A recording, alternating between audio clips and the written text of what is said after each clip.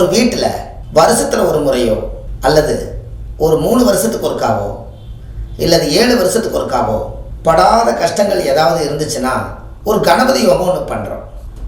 அந்த கணபதி ஹோமம் பண்ணுனா அந்த வீட்டில் இருக்கக்கூடிய துஷ்ட பீடைகள் எல்லாம் நம்மளை விட்டு போயிடும் அப்படின்னு நினச்சி அது கலசமெல்லாம் வச்சு ஆவாகனம் பண்ணி பூஜை ஹோமமெல்லாம் பண்ணி அதை தீர்த்தத்தை எடுத்து தெளிச்சு விடும்போது வினையை தீர்க்கக்கூடியவர் விநாயகர். அந்த கணபதி ஹோமத்தை பண்ணும்போது ரொம்ப சிறப்பாக இருக்குங்கிறது அந்த காலத்திலேயே ஒரு அற்புதமான ஒரு விஷயம். அப்போது இது எல்லாம் அந்த காலத்தில் வறுமையில் காசே இல்லைன்னா எப்படி இதெல்லாம் பாமர மக்கள் ஹோமம் பண்ணுவாங்க அப்படின்னு அந்த காலத்தில் நிறைய பேர் இதை செய்யாமல் விட்டுட்டாங்க.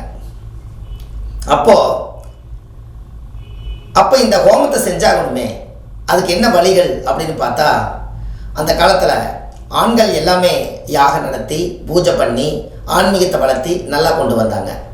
ஆனால் அதுக்கு மேலே பெண்களும் யாகம் நடத்தினாங்க. எப்படின்னு உங்களுக்கு தெரியுமா? பெண்கள் தினமும் யாகம் நடத்தினாங்க, ஹோமம் பண்ணினாங்க. அந்த ரகசியம் உங்களுக்கு தெரியுமா? அதனால தான் சக்தி இல்லாமல் சிவநிலையில் வந்தது காரணமே. சக்தி தான் முன்னாடி, சக்தி செய்யாத வேலை எதுவுமே இல்லை.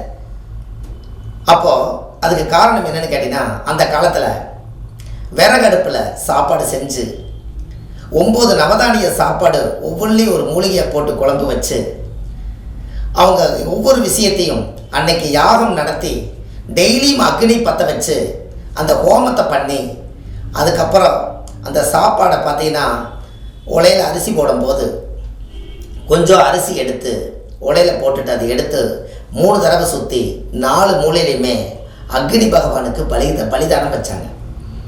அப்போ அந்த சாப்பாட்டில் ஏதாவது ஒரு தீய சக்திகள் ஏதாவது உட்கார்ந்து சாப்பிடக்கூடாதுங்கிறக்காக 4 மூலையிலையுமே அரிசி எடுத்து வச்சாங்க. உலையில் சாப்பாடு போடுவாங்க. உலையில் உங்களுக்கு தெரியும் இல்லையா, சாப்பாடு கொதிக்கும் போது பச்சை தண்ணி சுடு தண்ணியாக மாறி உலை கொதிக்கும். அந்த காலத்தில் தமிழ் வார்த்தை உலை கொதிக்கும். அந்த கொதிக்கும் போது அந்த சாப்பாடை அரிசி போட்டோன்னு ஒரு அரை மணி நேரத்தில் அது அருமையான ஒரு சாப்பாடாக மாறிடும். இன்றைக்கி காலம் குக்கர் வந்துருச்சு. அதனால் நம்ம இன்றைக்கி விறகடுப்பு ரொம்ப கம்மி. எல்லாமே பிளாஸ்கோ பாரிஸ் மாவு போட்டு வீடு பூரா வெள்ளை அடித்ததுனால நீங்கள் விறகடுப்பில் சாப்பாடு செஞ்சால் புகை வரும்னு சொல்லிட்டு ஹோமத்தை ஸ்டாப் பண்ணிட்டாங்க. அதானே உண்மை இல்லைங்களா? ஆனால் அன்னைக்கு விறகடுப்பில் தண்ணி கூட காய வச்சு மேலே குளிச்சாங்க. அப்போ அந்த விறகு என்பது என்ன? விறகு என்பது ஒரு சித்தர்கள் கண்டுபிடிச்ச விறகு என்பது ஒரு மூலிகை. இந்த மூலிகையால் நம்மளுக்கு சாப்பாடு செஞ்சு மூலிகையிலேயே நவதானிய சாப்பாடு செஞ்சு சாப்பிட்டாங்க. அந்த காலத்தில் எந்த ஒரு நோயுமே இல்லை. அந்த காலத்தில் டாக்டர் பார்க்குறதே ரொம்ப அரிது. எல்லோரும் இன்றைக்கி ஆஸ்பத்திரி போய் வைத்தியம் பார்க்குறாங்க. அந்த காலத்தில் ரொம்ப முடியலன்னா டாக்டரே வீட்டுக்கு வருவாங்க, வைத்தியரே வீட்டுக்கு வைத்தியம் பார்ப்பார். இன்றைக்கி எல்லாத்துலேயுமே அந்த நோய்கள் அதிகமாக உற்பத்தி பண்ணுறதுக்கு காரணங்களே வேறு. ஆனால் அன்றைக்கி நோய் இல்லாமல் நிம்மதியும் சந்தோஷத்தோடு வாழ்ந்ததே விறகடுப்பில் ஹோமம் பண்ணி அவங்க அக்னி பற்ற வைப்பாங்க. பார்த்துருக்கீங்களா? காலையில் எந்திரிச்சு நீங்களும் இது செய்யுங்க. காலையில் எந்திரிச்சு நம்ம சாப்பாடு செஞ்சு நேற்றுக்கு சாப்பாடு செஞ்சுட்டு நேற்றுக்கு நான்வெஜ் செஞ்சுட்டு நாம் அப்படியே அடுப்பில் மறுபடியும் சைவ சாப்பாடு பண்ணுறோம், மறுபடியும் நம்ம அசைவ சாப்பாடு பண்ணுறோம், அசைவமான குழம்பு வைக்கிறோம். எல்லாமே எதையுமே சுத்தப்படுத்தாமல் செய்கிறோம்.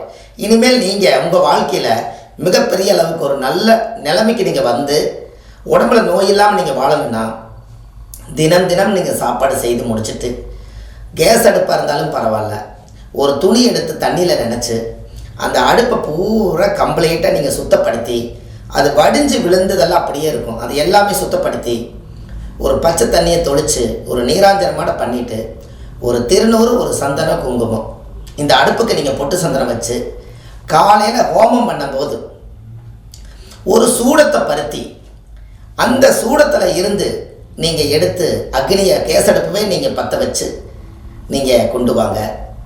நீங்கள் இந்த இதில் அடித்து கொண்டு வரது இல்லாமல் நீங்கள் ஒரு சூடம் பருத்தி வைங்க. சூடம் பருத்தி அதிலிருந்து நீங்கள் முதல் அக்னி பற்ற வைங்க. அப்போ அக்னி பற்ற வைக்கும் போதே ஹோமம் தயாராகிடுச்சுன்னு அர்த்தம். அதுலேருந்து நெருப்பு வந்தாலும் அது உங்களுடைய மூலிகையாக நீங்கள் நினச்சிக்கலாம். அப்போது டெய்லியும் சூடத்தில் பற்ற வைக்கலினாலும் கூட அடுப்புக்கு டெய்லியுமே கற்பூரத்தை காமிங்க, சூடம் காமிங்க. சூடத்தை பற்ற வச்சு கற்பூரத்தை காமிச்சிட்டு அதுக்கப்புறம் நீங்கள் கேஸ் அடுப்பை நீங்கள் ஸ்டார்ட் பண்ணி அதுக்கப்புறம் நீங்கள் சாப்பாடு செய்யுங்க. எந்த சாப்பாடு நீங்கள் செய்தாலும் ஒரு தட்டு வச்சுருங்க. அந்த சாப்பாடை செஞ்சு 3 தடவை 4 தடவை சுற்றி 4 மூலையிலும் பழி கொடுத்துட்டு அதுக்கப்புறம் நீங்கள் அந்த வேலையை செய்யுங்க. உங்கள் வாழ்க்கை ரொம்ப அருமையாக இருக்கும். ஏன்னா உணவு ரொம்ப முக்கியம் அல்லவா. அந்த காலத்தில் ஆதி காலத்தில் விறகடுப்பில் சாப்பாடு செய்தாங்களே, நாம் அது எவ்வளோ பெரிய சந்தோஷமாக நம்ம சாப்பிட்டோம், எவ்வளோ ருசியாக இருந்தது. அன்றைக்கி ஒரு மூலிகை இல்லை, அதாவது வந்து அன்றைக்கி மருந்து இல்லாத காய்கறிகள், அதை இதையும் போட்டு முன்னோர்கள் வந்து குழம்பு வச்சு ஊற்றுவாங்க. அதை ஆனந்தமாக சாப்பிட்டு ஆனந்தமாக தூங்குவாங்க. எந்த ஒரு பிரச்சனையுமே வரல. இதுதான் ஆதிகால பரிகாரம். அந்த காலத்தில் அடுப்புக்கு பூஜை பண்ணுவாங்க. உங்களுக்கு ஒன்று தெரியுமா, ஒரு வீட்டில் அக்னி ஹோமம் பண்ணுறதா இருந்தால், கணபதி ஹோமம் பண்ணுறதா இருந்தால், நீங்கள் கணபதி ஹோமத்துக்கு முதல்ல ஹோமம் பற்ற வைக்காதுக்கு முன்னாடி அவங்க என்ன பண்ணுறாங்க, ஃபஸ்ட்டு அடுப்புக்கு வந்து ஒரு நீராஞ்சனை சுற்றி 3 தடவை சுற்றி பிரபஞ்சத்தை கொடுத்துட்றாங்க. அதுக்கப்புறம் திருநூறு, அதுக்கப்புறம் சந்தனம், அதுக்கப்புறம் குங்குமம், இதெல்லாமே போட்டு அதுக்கப்புறம் சூடத்தை பற்ற வச்சு அதில் 4 விறகு வச்சு அந்த சூடத்துக்கு பற்ற வச்சு அதுக்கப்புறம் விறகு எரிஞ்சு அதுக்கப்புறம் தான் ஹோமங்கள் எல்லாம் போட்டு மூலிகை வாசனை திரவியம் மூலிகை எல்லாம் போட்டு ஹோமம் பண்ணி அதுக்கப்புறம் அந்த அக்னி பகவானுக்கு வந்து சாப்பாடு பலி கொடுக்கணுமே, அதுவும் கேட்குமேனு சொல்லி அதுக்குள்ள ஒரு ஸ்வீட் வச்சு பூர்ணாகதி எல்லாம் பண்ணி அதுக்கப்புறம் சாப்பாடு பொங்கல் எண்ணெய் எடுத்து 4 மூலையிலையும் 8 மூலையிலையுமே அக்னி பகவானுக்கு பலிதானங்கள் பண்ணி அதுக்கப்புறம் தான் அந்த பவரை கொண்டு போய் சாமி கிட்ட செலுத்துகிறாங்க. அதுக்கப்புறம் தான் தீர்த்தத்துக்கு கலசத்துக்கெல்லாம் வந்து பவர் ஊட்டுறாங்க. இதான நியாயம். அப்போ அப்படி இருக்கும்போது தினம் தினம் முன்னோர்கள் அந்த காலத்தில் பெண்கள் எல்லாருமே ஹோமம் பண்ணாங்க, எல்லாரும் யாகம் நடத்தினாங்க. யாருமே யாகம் நடத்தாதவங்க ஆதி காலத்தில் யாருமே இல்லை. கண்டிப்பாக இனிமேல் வந்து ஒரு யாகம் நடத்துணுன்னா கேஸடுப்பாக நீங்கள் அதை நினைக்காதீங்க. அதையும் நீங்கள் வந்து காலையில் எழுந்திரிச்சு சுத்தமாக நீங்கள் தொடச்சி பொட்டு சந்தனம் வச்சு ஒரு கற்பூரம் காமிச்சு நீங்கள் சாப்பாடு செய்யுங்க. அந்த சாப்பாடை கொஞ்சம் பலி கொடுத்துட்டு வாங்க. தினம் தினம் நீங்கள் இதை செய்யுங்க. உங்கள் வாழ்க்கை ரொம்ப பிரமாதமாக இருக்கும்.